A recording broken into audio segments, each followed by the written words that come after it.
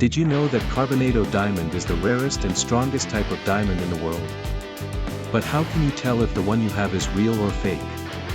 Stay with me step by step, and by the end, you'll know the truth yourself. Step 1, the hardness test. Try scratching glass or a piece of metal with your stone.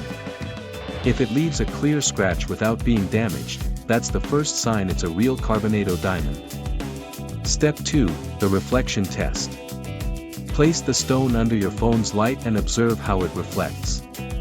Carbonado gives off a deep, mysterious dark shine, not the bright white sparkle of regular diamond sparkles.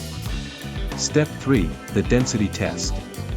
Drop the stone into a glass of water. A real Carbonado will sink quickly to the bottom due to its high density, while fake ones float or take longer to sink. Step 4, the heat test.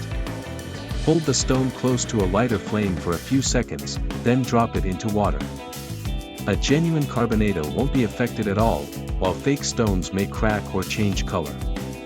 In the end, these are simple home tests that help you tell the difference between real and fake stones.